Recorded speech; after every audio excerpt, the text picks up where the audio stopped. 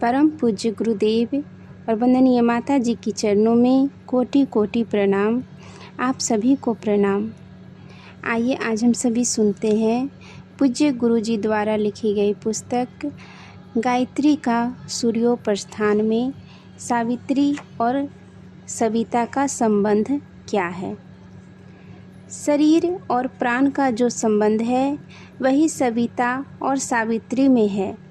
प्राणी में अस्तित्व को प्रकाश एवं अनुभव में लाने के लिए शरीर चाहिए और शरीर सजीव बना रहे इसके लिए प्राण की स्थिति आवश्यक है। दोनों का अन्योन्याश्रय संबंध है। एक के बिना दूसरे की गति नहीं, स्थिति नहीं, उपयोगिता नहीं, शोभा नहीं। इस प्रकार सविता और सावित्री परस्पर जुड़े हुए हैं। दोनों का मिश्रित युग्म है। अलंकार रूप से सावित्री को सविता की पत्नी भी कहते हैं। मोटे अर्थ में यह प्रातः उदय होने वाला, सायंकाल अस्त होने वाला, प्रकाश और गर्मी देने वाला अग्निपिंड भी सूर्य है। उसकी भी अपनी शक्ति एवं क्षमता है। इस संसार का सारा क्रियाकलाप उसी के प्रभाव से हो रहा है।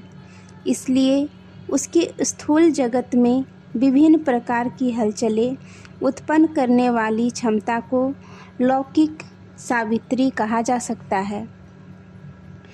वैज्ञानिक इसी अदृश्य और अविज्ञात महाशक्ति सावित्री के विभिन्न पक्षों का अनुसंधान आविष्कार करने में सृष्टि के आदि से लेकर अद्यावधि प्रयत्नशील है।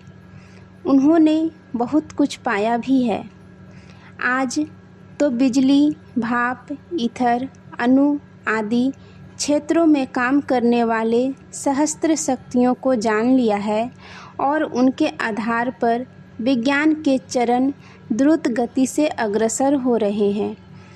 अन्यान्य ग्रह नक्षत्रों पर चढ़ाई करने की योजनाएं बन रही है। इसी धरती पर एक से एक अद्भुत आविष्कारों की तैयारी है।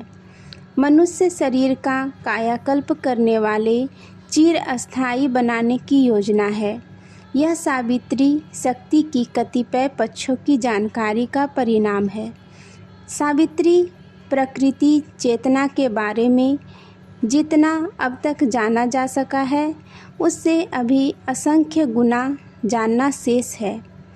सीमित बुद्धि वाला मानव प्राणी अनंत काल तक नई नई उपलब्धियां प्राप्त करता रहे तो भी प्रकृति की असीम शक्तियों की पूरी तरह जानकारी प्राप्त करना संभव न हो सकेगा। सावित्री का भंडागार अपरिमित है, इतना अपरिमित जिसकी कल्पना भी हम पूरी तरह नहीं कर सकते। गायत्री के स्वरूप में चर्म चक्षुओं से देखी और अन्य इंद्रियों की सहायता से जानी जा सकती है। पंच भौतिक जगत में यह उदीयमान सूर्य ही सविता है और उसके प्रभाव में उत्पन्न होने वाली अगणित शक्तियों का पुंज ही सावित्री है। इस युग से हमें बड़ा लाभ होता है। उसी के प्रभाव से हम जीवित हैं और अभीष्ट साधन सामग्री उपलब्ध कर रहे हैं। श्रुतियों में सूर्य को जगत की आत्मा बताया गया है। उसी से वह प्राण प्रादुर्भूत होता है जिसके कारण प्राणियों के लिए शरीर धारण किए रह सकना, वनस्पतियों का उगना, पंच तत्वों का सक्रिय रह सकना संभव है। यदि सूर्य ठंडा हो जाए तो देखते देखते यह धरती हिम पिंड की तरह ठंडी हो जाए और यहाँ सब निर्जीव हो जाए। जीवन का किंचित लक्षण भी दिखाई ना पड़े। इसलिए इस अग्निपिंड सविता का भी हमारे भौतिक जीवन में असाधारण महत्व है। सविता की असाधारण रहस्यमय शक्तियों का सावित्री का उपयोग हम यंत्रों के माध्यम से तो कर ही रहे हैं, चाहे तो तंत्र और मंत्र योगों द्वारा भी वैसे ही लाभ उठा सकते हैं जैसे कि भौतिक विज्ञान वाले उठा रहे हैं या उठाने की बात सोच सकते हैं। यह सूर्य योग चाहे किसी भी विधि से किया जाए, भौतिक जीवन की सुविधाएं बढ़ाने के लिए बड़ा उपयोगी सिद्ध होता रहा है। आगे यह उपयोगिता और बढ़ने की संभावना है। असली सविता जो गायत्री मंत्र का है, इस उदीयमान सूर्य से भी ऊंचा है। उसे असंख्य सूर्यों का सूर्य, परम शक्ति स्रोत, इस सृष्टि का नियामक और परिपुष्टकर्ता, विधाता, प्रजापति कहा जाता है। उसके साथ संपर्क बनाकर यदि सानिध्य लाभ लिया जा सके तो दृश्य सूर्य की अपेक्षा वह आध्यात्मिक सविता हमारे लिए असंख्य गुने सुख साधन प्रस्तुत कर सकता है। परमात्मा की परम शक्ति गायत्री की सविता की अविच्छिन्न क्षमता सावित्री की उपासना करके हम वह लाभ ले सकते हैं जिसके लिए यह मानव शरीर उपलब्ध हुआ है। वस्तुतः गायत्री उपासना, सावित्री साधना ही हमारा जीवन लक्ष्य हो सकता है, होना चाहिए भी। ऐसा भ्रम किसी को नहीं करना चाहिए कि गायत्री से सावित्री भिन्न हो सकती है। एक ही शक्ति के दो नाम हैं।